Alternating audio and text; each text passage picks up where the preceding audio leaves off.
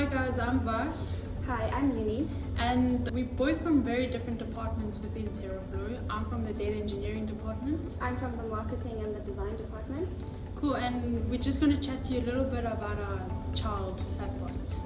So FatBot was born during a brainstorming session with Brett for his keynote at the AI Summit.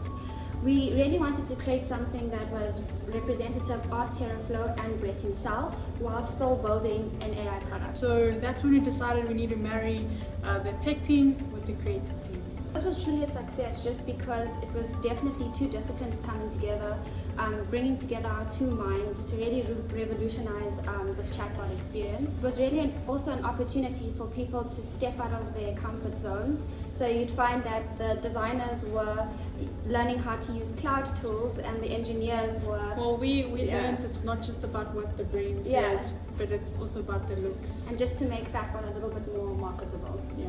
We used Dialogflow for the bot's brain.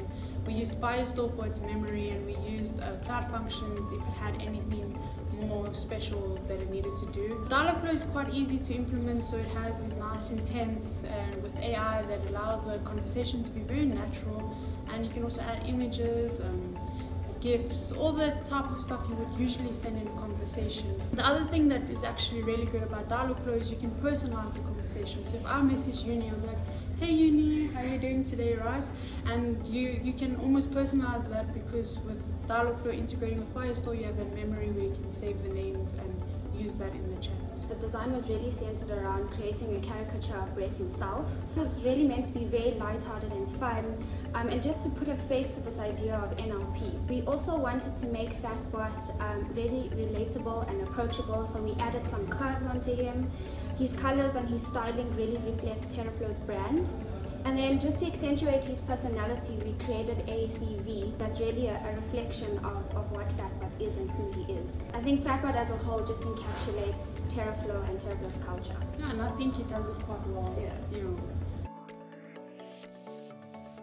Okay, so from the tech side, most of our issues were actually admin related, and often we have to integrate the bot with the social media platforms, and you'd have to ask for permissions or do specific setups.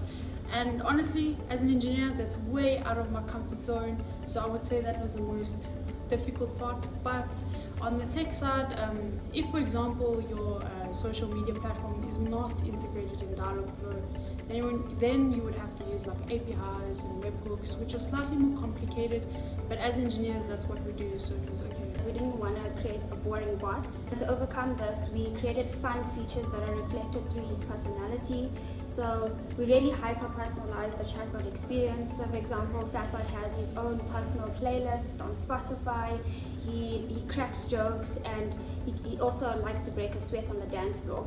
So we did this through using things like animation that really brought the character and FatBot to life. Yeah, and it's really fun to play with. We combined two complete different disciplines into one project with limited time, and we really built a successful FatBot. I think to see real proof of how successful this collab was, please go and check out FatBot's page on terraflow.ai and play with him, have fun, and really get to know him. He's loads of fun. You have to check him out. Cool. Thanks guys. Thanks. Bye.